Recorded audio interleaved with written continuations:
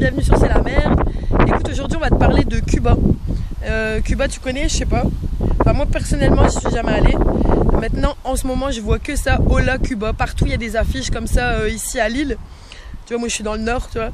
Et on parle de Cuba partout. Alors il y a des événements un peu, tu vois, que ce soit de la danse, que ce soit de la cuisine. Il y a plein de petits trucs comme ça qui s'organisent sur Cuba là en ce moment. Alors Cuba aujourd'hui, tu peux le visiter comme tu as envie. Tu vois, tu vas dans une agence de voyage, tu vas à Cuba. Il faut savoir que ça n'a pas toujours été comme ça. Les Espagnols, ils ont appelé ça El Bloqueo. Si t'es cubain, t'appelleras ça le blocus. Si t'es d'ailleurs, t'appelleras sûrement ça l'embargo. Ça te parlera peut-être un peu plus. Mais parce que c'est un mot un peu plus light, les Américains, quand tu leur dis blocus, tu vois, après tous les pays sont pas d'accord là-dessus. Est-ce que c'est vraiment hard? Est-ce que tu vois, est-ce qu'il y a eu pas crime contre l'humanité, mais tu vois, atteinte aux droits de l'homme, tout ça, c'est un autre sujet. Mais il s'est passé un truc génial pendant l'embargo. En fait, je t'explique. En 1960, il y a Mallory. Lui, c'est un secrétaire d'État américain. Lui, il écrit, pas il décide, parce qu'il décide rien, mais bon, il écrit que pour renverser Castro, il faut que le peuple soit en rage contre le gouvernement. Et donc, c'est le peuple qui va renverser son propre gouvernement. Pour lui, ça va se passer comme ça. Sauf que ça s'est jamais passé comme ça. Et il s'est dit, pour que le peuple foute dehors Castro, ben c'est simple, on va les affamer. On va leur faire crever la dalle, on va plus rien leur ramener. Voilà, fini les échanges entre les pays, fini l'importation. Donc les Américains, ils ont un peu coupé les vivres, tu vois, au Cuba. Ça c'est en 64, ça s'est passé. Que ça s'est passé. Je bug. C'est en 64, voilà, que ça s'est passé. C'est John Fitzgerald Kennedy. Alors, tu te souviens qu'il s'est pris une cartouche, le loulou. Mais tu te souviens pas forcément qu'il a fait de la merde. Et qu'il a coupé les vivres en fait à Cuba. Alors Cuba à ce moment-là s'est mis un peu cul et chemise avec l'URSS, ils se sont arrangés, enfin ils avaient quand même la base, les médicaments, quelques trucs quoi. Mais ils ont surtout appris à se démerder sans les autres. Si tu te sens opprimé, tu vois, si tu te sens victime, la première des réactions généralement c'est de te retourner contre ton oppresseur. Tu vois, c'est celui qui te fait chier en fait. Mais c'est pas ça qu'il faut faire. Eux, ce qu'ils ont compris, c'est que quand tu te sens opprimé, il faut lutter contre l'oppression elle-même. Pas contre l'oppresseur, ça on s'en fout parce que ça peut changer. Demain, tu peux être victime de quelqu'un d'autre. Maintenant, eux, ils ont lutté contre l'oppression tout court. Et comme ça, ils ont développé un système D, je peux même pas. Des systèmes D, une infinité de systèmes D pour se démerder. Et la première chose que tu dois faire quand tu veux te démerder, bon, il y a les trucs de base, tu vois, pour vivre. Il y a dormir, il y a manger, il y a te loger, avoir un toit sur ta tête, avoir des fringues. Enfin, tu peux regarder à Cuba, ils vivent pas comme nous. Tu vas à la Havane, qui est pourtant the big ville, il n'y a pas de voiture pratiquement, ou c'est des vieux tacos, tu vois. Ici, tu vas à Paris, bon, c'est blindé, il n'y a que ça des voitures, il n'y a que ça. Les trucs faits pour les voitures, donc des routes, des ponts, des machins, des infrastructures, ce qui nous fait chier parce que c'est moche, ça fait du bruit, ça pollue. Tu sais, tu m'excuseras, moi j'essaie toujours d'être au calme, mais même là, tu vois, il y a une route, elle est pas loin. Hein. Elle est pas loin, mais je l'entends quoi. Enfin, les voitures, il y a un moment, franchement, j'aimerais bien aller faire un petit tour à la Havane pour voir la différence parce que c'est bon quoi, les voitures, tu vois. J'en ai une, je suis la première à blâmer. Certainement que t'en as une aussi, t'en as peut-être deux même. Mais la voiture, quoi, tu vois, ça fait que chier les gens. C'est bien, tu vas plus vite du point A au point B.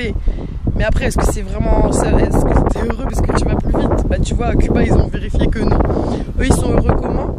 Dis-toi, ils arrivent toujours à trouver de la dérision un peu dans tout, tu vois, ils gardent leur sens de l'humour, ils sont toujours fiers de leur histoire malgré qu'ils ont vécu la colonisation par les Espagnols, ils ont vécu des trucs de fou, tu vois. L'embargo, il a été de temps en temps réduit, de temps en temps. Tu vois, Bush, lui, a fait de la merde, lui, il l'a durci, mais il y en a d'autres, il y a eu Ford, il y a eu Clinton, il y a eu Obama, eux, ils ont réduit un peu l'embargo. Mais c'est toujours, ça change comme ça, tu vois, et les Cubains, ils s'adaptent. Ils ont fait quoi? Dans la Havane, il y a plus de 8000 jardins, officiellement. Tu vois, les jardins partagés, on en parle un peu ici, mais c'est le début. Enfin, on n'est pas encore dans des villes comme... Putain, je sais plus c'est où j'ai vu ça. C'est pas à Dallas? Non, c'est pas à Dallas. Ça commence par un D. Mais je bug comme ça des fois sur des mots. Si ça commence par la même lettre, je vais mélanger. Il y a une ville aux États-Unis où pareil, ils développent les jardins partagés, mais de dingue. À la Havane, ils sont vraiment... là, tu vois. Ils ont 8000 jardins partagés officiels, donc certainement plus. Plus de 30 000 personnes qui s'occupent de ça, qui viennent arroser, qui viennent désherber, qui viennent s'en occuper. Et 50% des légumes qui sont consommés à la Havane poussent à la Havane. Alors tu m'expliqueras comment tu peux faire ça à Paris. Si un jour 50% des légumes consommés à Paris, et déjà si les Parisiens mangent des légumes, parce que bon la malbouffe, machin, c'est autre chose, tu vois. Mais si le jour où 50% des légumes consommés à Paris poussent à Paris, tu m'appelles. On fait ça. Et dans les petits bleds autour, tu vois, dans les autres villes, dans les campagnes de Cuba, c'est encore pire. Ça va jusqu'à 80-100% des légumes, enfin pire, mieux. Il y a jusqu'à pratiquement la totalité de ce qui pousse, de ce qui est consommé, qui pousse sur place. C'est pas un truc de dingue ça. Le problème c'est que voilà, il a fallu en arriver là. Il a fallu que les Américains viennent foutre tellement la merde qu'ils finissent par faire leur propre système, tu vois, qu'ils finissent par dire bah non, on va faire comme ça, on va se démerder sans, tant pis. Ils sont au top sur le lombricompostage, ils sont au top sur le compost avec les vers de terre parce qu'ils n'ont pas de fertilisant. Heureusement, peut-être ils n'ont même pas de glyphosate. Ils peuvent pas commander de l'engrais comme ça par je ne sais combien de tonnes aux États-Unis. C'est pas possible, c'est embargo, tu vois, encore là-dessus. Et ben c'est tout. Ils ont trouvé un autre moyen, tu vois.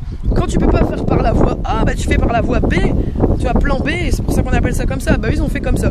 Et donc ils produisent, je crois que c'est plus de 90 000 tonnes de compost bio, tu vois, d'engrais, de fertilisants. Le plus clean possible et qui est en fait juste le recyclage des épluchures, le recyclage des restes, le recyclage des déchets de leur propre production, tu vois. C'est bidon, hein. Le compostage c'est bidon, hein. C'est un truc, une fois que tu as compris ça, tu te dis pourquoi on fait 100, pourquoi on fait pas que ça. Mais eux ils ont été obligés, tu vois. Ils sont passés à ça parce qu'ils n'avaient pas le choix. Et depuis ils sont au top là-dessus. Alors pour te dire, tu vois, tout à l'heure je te disais, ouais, les Cubains, ils gardent leur sens de l'humour, ils gardent leurs valeurs, ils sont attachés à leur histoire, ils sont attachés, tu vois. Mais je comprends, parce qu'aujourd'hui, ils arrivent même à se foutre de la gueule des Américains, écoute-moi bien. Il y a l'embargo, les Américains ils coupent le pétrole, plus de ci, plus de là, plus de business, ils achètent plus leur sucre et tout, tu vois, il y a un moment.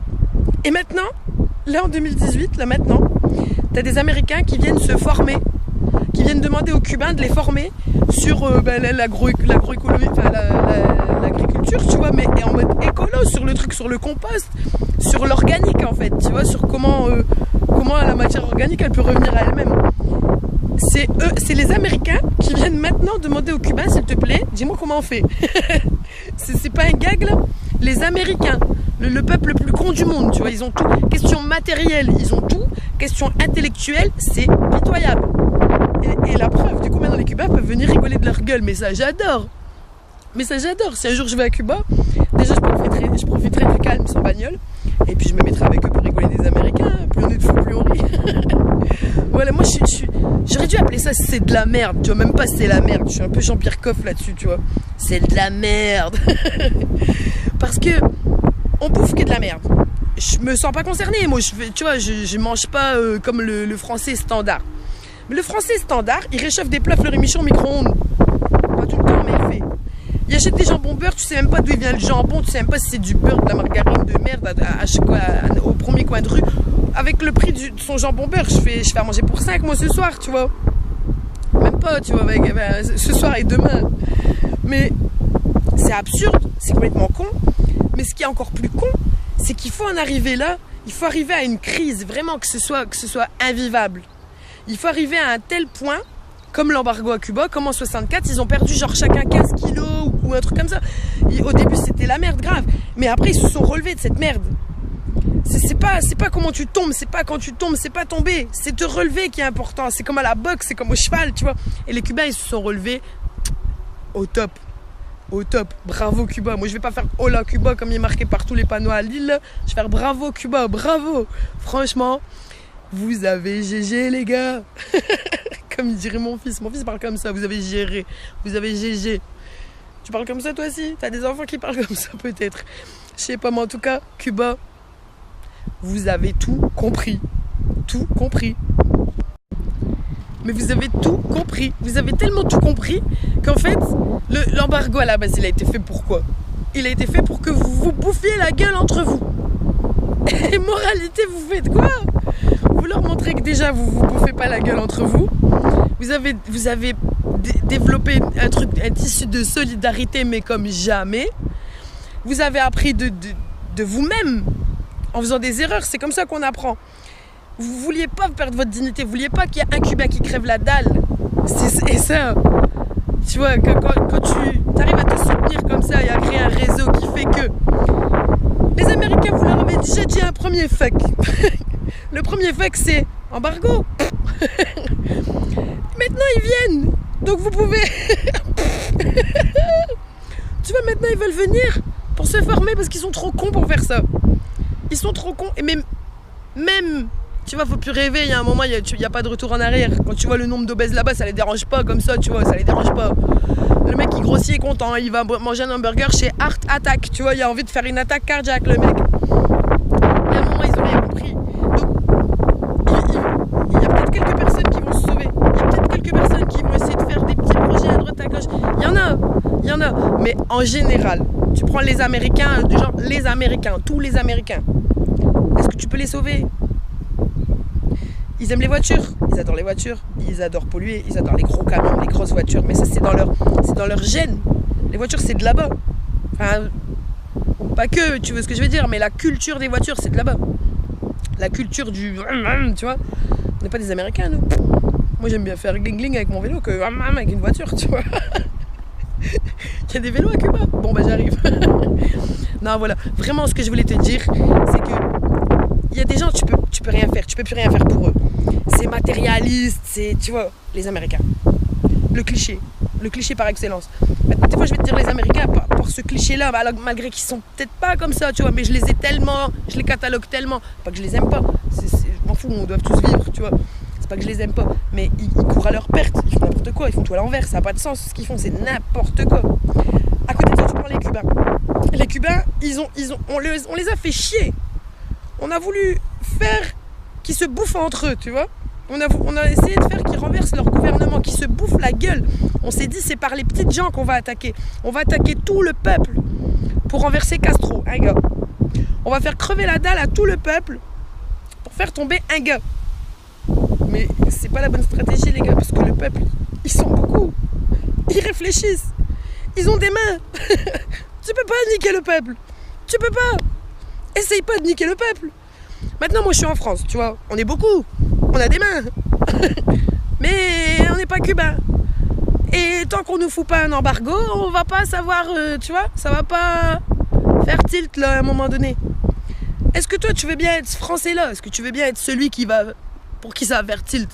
Parce que si tu le fais, toi, tu vois, si tu commences à faire le cubain, si tu commences à exploiter le moindre petit morceau de terre et à y faire pousser quelque chose qui se met dans la casserole, tu dois plus l'acheter. Ce truc qui se met dans la casserole, tu dois plus l'acheter. T'as une fenêtre, t'as un balcon. Excuse-moi. J'ai toujours un petit peu la bronchite chronique. T'as une fenêtre, t'as un balcon, t'as un jardin encore mieux. T'as une petite terrasse, c'est bien. Tu prends un pot, tu mets de la terre, tu fais pousser. C'est pas compliqué. Après, tu peux trouver des sachets de graines à 30 centimes, hein, mais bon, tu sais, moi, les trucs Monsanto, machin truc, le mieux encore, c'est que tu vas dans un troc de graines. Tu te dis, moi, j'ai rien à troquer. Je viens les mains vides, c'est la première fois, tout ce que j'ai, c'est des pots. Je voudrais juste remplir mes pots, c'est ma première année, par contre, je fais crédit. Tu vois, je te devrais des graines, un de ces quatre. Et t'apprends. Aujourd'hui, tu peux tout apprendre, s'il te plaît. Sur Internet, t'apprends tout. T'apprends à faire pousser tout et n'importe quoi. Tu peux tout apprendre. Je te dis pas que demain, tu vas devenir tailleur de pommiers, hein. Tailler les pommiers, c'est autre chose. Mais faire pousser à bouffer, quoi. Faire pousser des courgettes, faire pousser des potirons, faire pousser des tomates, faire pousser des radis, faire pousser des patates. Il n'y a rien de dur, hein. Pour faire pousser des patates, il faut des patates.